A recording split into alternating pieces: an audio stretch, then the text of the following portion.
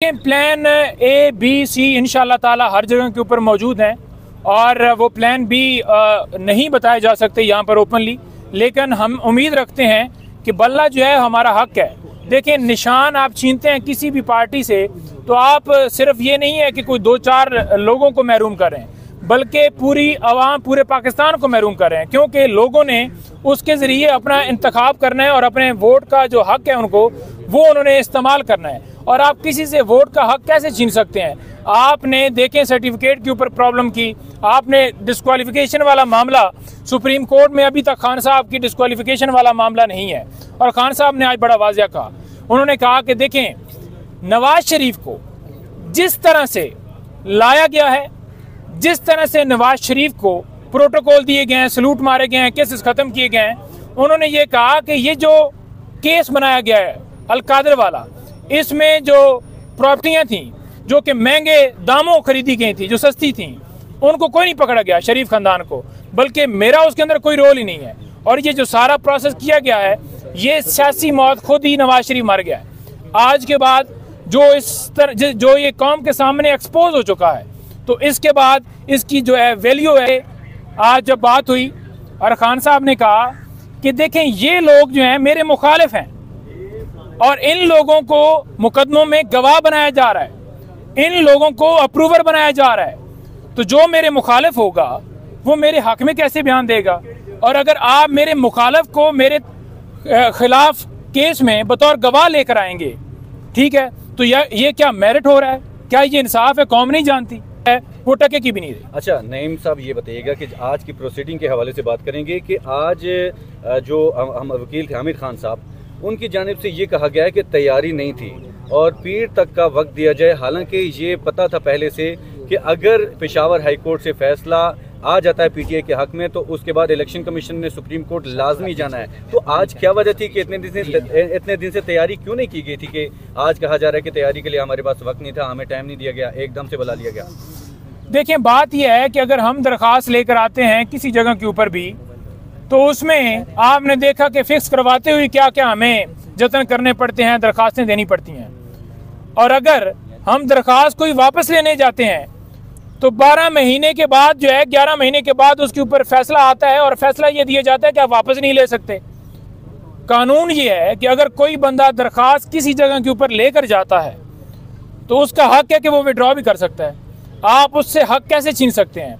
और उसका क्या हमें नुकसान हुआ कि इमरान खान साहब को उस केस के अंदर सजा सुना दी गई। मैं तोशाखाना केस की बात कर रहा हूँ, और हमारा जो केस है लाहौर में चल ही नहीं सका, जिसकी वजह से खान साहब की गिरफ्तारी भी और मजीद गिरफ्तारियां भी डालते गए और इलेक्शन से एक प्लानिंग के तहत उन्हें बाहर किया गया है। और ये खान साहब ने आज से 11-12 महीने पहले कह दिया था कि लाडले को लाया जाएगा, मुझे हटाया जाएगा, डिस्क्वालीफाई किया जाएगा, पीटीआई के ऊपर क्रैकडाउन किया जाएगा, और वो आप देख रहे हैं। लेकिन बात यह है कि कौम ये सारे हकायक जानती है और कौम को सब पता है। अच्छा नईम साहब बताइएगा कि इलेक्शन कमीशन ने ज़राए के मुताबिक प्राइवेट वकील किए हैं जबकि उनको सरकारी वकील भी मुयसर होते हैं, तो बज़ाहिरन तो इलेक्शन कमीशन एक बड़ी पार्टी मुखालिफ बन चुका है, तो वो आपको इलेक्शन कैसे लेवल प्लेइंग फील्ड देगा? आप कैसे इतबार कर सकते हैं?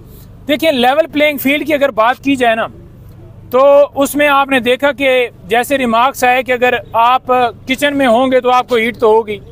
आपने वो रिमार्क्स भी देखे कि कोई लेके आए, सबूत दिखाएं जी, हम टीवी नहीं देखते। तो मैं ये समझता हूँ कि जो इलेक्शन कमीशन है उसका काम है 218 के तहत फ्री एंड फेयर मुल्क के अंदर इलेक्शंस करवाना।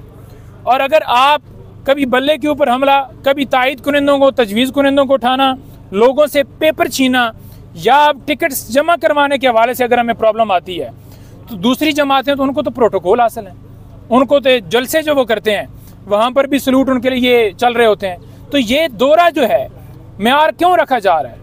इस आवाम के साथ क्यों खिलवाड़ किया जा रहा है? और मैं ये समझता हूँ कि ये सिर्फ पाकिस्तान में नहीं, पूरी दुनिया में हमारी बेइज्जती हो रही है कि ये जमहूरियत है।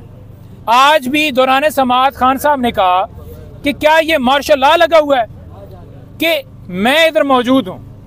जिस तरह से केस चलाया जा रहा है, एक अदालत केस चलाती है, केस चलने के बाद प्रोसीडिंग्स गवाह होते हैं, हाई कोर्ट में मामला जाता है और तमाम कार्रवाई कलअदम करार दे दी जाती है, फिर से ट्रायल शुरू हो जाता है। दूसरी दफा फिर वही, और फिर इस्लामाबाद हाई कोर्ट कह देता है कि जनाब सारा ट्रायल कलदम है।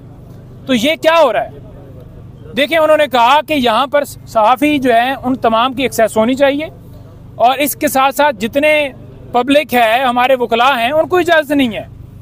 तो इस तरह से बंद कमरे के अंदर ट्रायल चलाना और सज़ा जो है उसके लिए एक पूरा एक बनाना के सारे डिपार्टमेंट ही हरकत में है, तो ये आपने नहीं देखा। दूसरे नंबर पर सर ऑन चौधरी के हवाले से आज जब बात हुई और खान साहब ने कहा कि देखें ये लोग जो हैं मेरे मुखालिफ हैं और इन लोगों को मुकदमों में गवाह बनाया जा रहा है, इन लोगों को अप्रूवर बनाया जा रहा है, तो जो मेरे मुखालिफ होगा वो मेरे हक में कैसे बयान देगा?